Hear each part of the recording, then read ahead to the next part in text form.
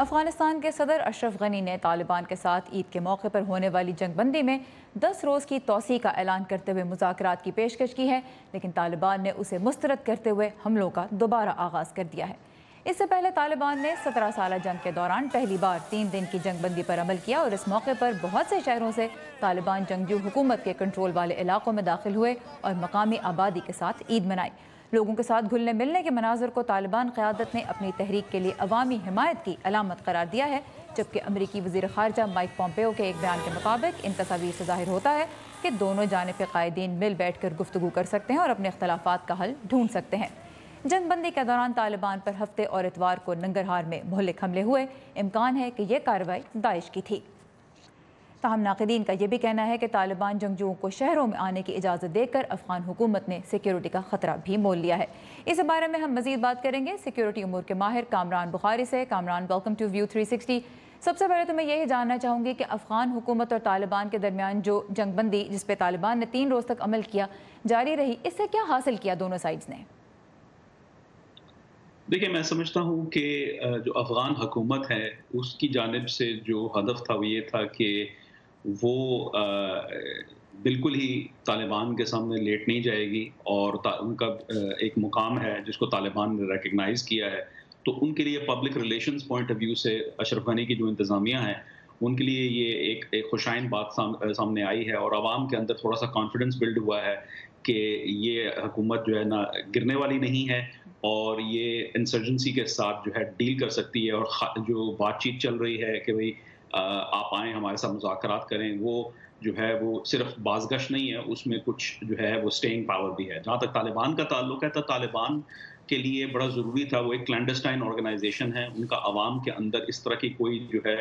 Social یا political level کے اوپر کسی قسم کی انگیجمنٹ نہیں تھی۔ اس عید کے موقع پہ آنے کے بعد ایک تو انہوں نے یہ حاصل کیا ہے کہ وہ کلینڈسٹائن لیول سے اپنے آپ کو ایک پولیٹیکل لیول پہ لانے کی کوشش کر رہے ہیں، اور دوسرا یہ ہے کہ وہ انہوں نے یہ ظاہر کیا ہے کہ عوام کے اندر ان کا ایک اثر و رسوخ ہے۔ جو طالبان کے ساتھ عوام کے گھلنے ملنے کی تصویریں ہیں، لوگ خوشی منا رہے ہیں، ان کے ہتھیاروں کو ہاتھ لگا رہے ہیں، گلے مل رہے ہیں، اس سے معاشرے میں ایکسیپٹنس جو ہے ان کی، اس کے بارے میں آپ کیا نتیجہ اخذ کریں گے؟ دیکھیں،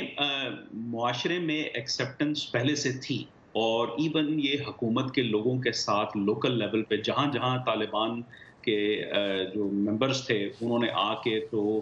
سیکیورٹی فورسز کے ساتھ تصویریں کھنچوائی ہیں۔ یہ دیکھیں، یہ اچانک نہیں ہوا، یہ اچانک ایسا نہیں ہوا کہ انہوں نے آ کے دروازہ کھٹکایا تو ایک دوسرے دونوں جانب سے ایک دوسرے کو پہچان لیا گیا اور انہوں نے بغل گیر ہو گئے اور انہوں نے جا کے سیلفیاں کھینچی ہیں۔ یہ پہلے سے ایک دوسرے کو جانتے تھے، یہ جو ہے بغیر کسی تحفظات کے، گارنٹیز کے طالبان بھی باہر نہیں آئے، اور نہ ہی دوسری جانب کی طرف سے جو ہے یہ ان کو ویلکم کیا گیا حکومت کی جانب سے، کیونکہ حکومت پہلے ہی خود کش حملوں کا شکار ہو چکی ہے۔ وہ جو ہے بغیر پریکاشن لیے ہوئے میں نہیں ٹھیک سمجھتا یہ قابل قبول تھا۔ ٹھیک، اچھا یہ بتائیے، مائک پومپیو نے بھی اسی بارے میں اپنا جو بیان دیا اس میں انہوں نے یہ بھی ساتھ میں کہا کہ امن مذاکرات کی امریکہ حمایت تو کرتا ہے، لیکن ان مذاکرات میں غیر ملکی عناصر اور افواج کے کردار پہ بھی بات چیت ضروری ہے۔ کیا اشارہ دے رہے ہیں مائک پومپیو، کیا یقینی بنانا چاہ رہے ہیں وہ؟ دیکھیں، یہ مائک پومپیو وہی بات کر رہے ہیں جو واشنگٹن جو ہے بڑے زمانے سے کہہ رہا ہے کہ دیکھیں، طالبان کے ساتھ بات چیت ہو سکتی ہے کیونکہ وہ افغان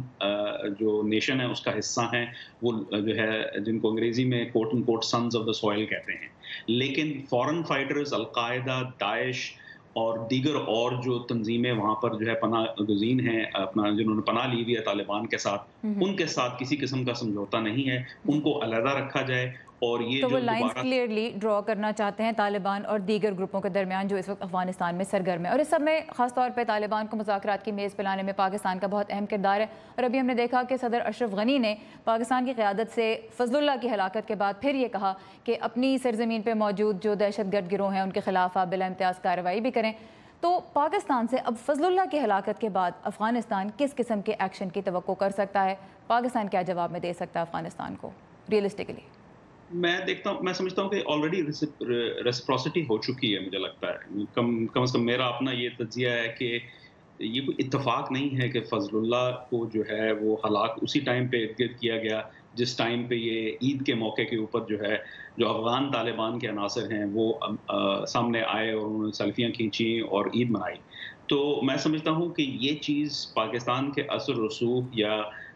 جو پاکستان کی طرف سے کسی قسم کی انکریجمنٹ کے بغیر نہیں ہوئی. تو آلرائٹ، یہ کہنا کہ اب پاکستان کو جو ہے اب انہوں نے جو ہے وہ ٹائز جو ہے ریسیپروکیٹ وہ کرنا ڈبل ہے. کر دی ہے. تو ٹھیک، انہوں نے اب پاکستان کی باری ہے. یہ میں سمجھتا ہوں کہ یہ انالیسس ٹھیک نہیں ہے کیونکہ یہ بیک ٹھیک. وقت ہوا ہوگا. آلرائٹ، کامران بخاری ہمارے ساتھ تھے بذریعہ اسکائپ. آپ کے وقت کا بہت شکریہ.